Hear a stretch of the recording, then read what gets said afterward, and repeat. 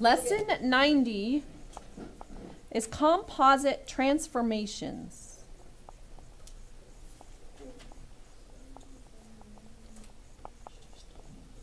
That just means it's a combination of transformations. Instead of writing combinations, I'm just writing combo. Everybody knows what that is, right? Hopefully. Because you order it at McDonald's. So there's one particular called a glide reflection. And that's where you reflect. It's a reflection and then translate. Or translation. I have translate. Okay. Now there's a couple of, they're not theorems, but you know how they put in the box, you know, and it reminds me of when we used to have theorems. Yep. But there's the one thing that says if you, and this is pretty cool, reflect across two parallel lines, then it is a translation. So you could, instead of reflecting it over the two parallel lines, you could just translate it straight down. So I'm going to show you with an example. So we just need to have two parallel lines, and then we're going to do this segment CD. So it looks like that. If you reflect it over the first line, the D prime is a little closer to the line, and C prime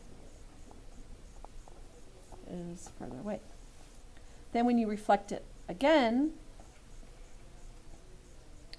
C prime, double prime would go right here,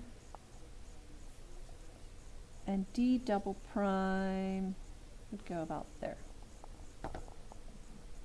So CD and C double prime, D double prime would look like you just went straight down.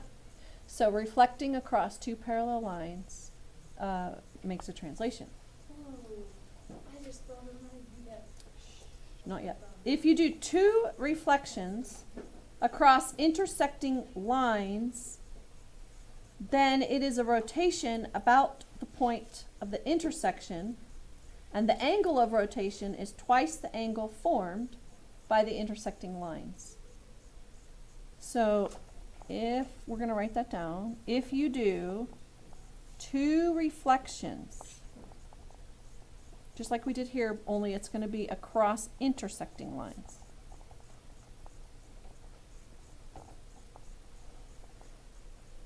Then it is a rotation. In other words, your image, your final image, will be a rotation about the point of intersection,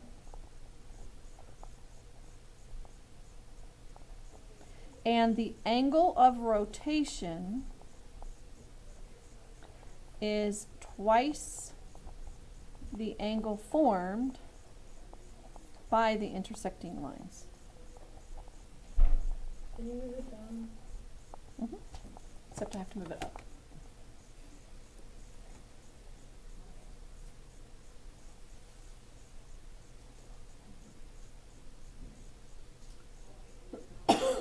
So if we do an example, we have this intersecting lines.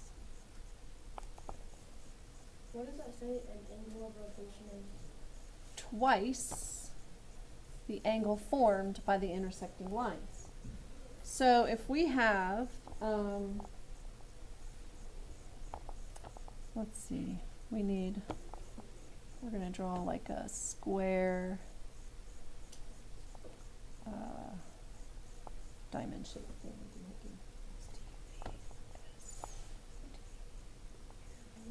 Okay, we're going to reflect it across this line. Let's call it like JN.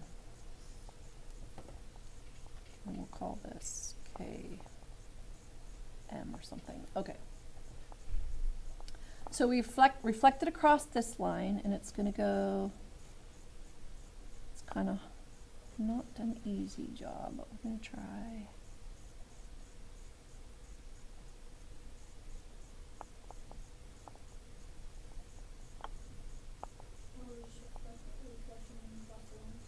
yeah, we're just gonna reflect it across this line, which I have a really hard time doing. You look in the buckets.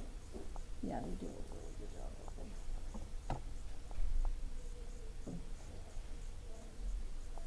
And then we reflect it across line KM. Can you zoom in a little bit? Okay. So T double prime.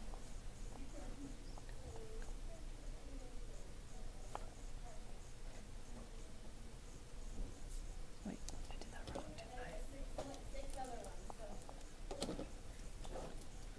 Okay, and then it kind of goes away from the line, doesn't it, like that?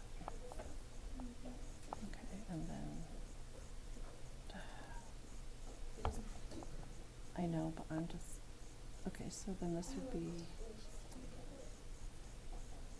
So shouldn't VSTU, the first square, be the same, like, look the same and in the same position as T prime? the double prime? No, because this is now a rotation, not a reflection. So when you rotate it, see, this is gonna go, V's gonna go there, like it's coming all the way around. Does that make sense? Like V, this is not, this is a reflection, but the final one is this rotation, and it's twice this angle. So that's the end of this lesson.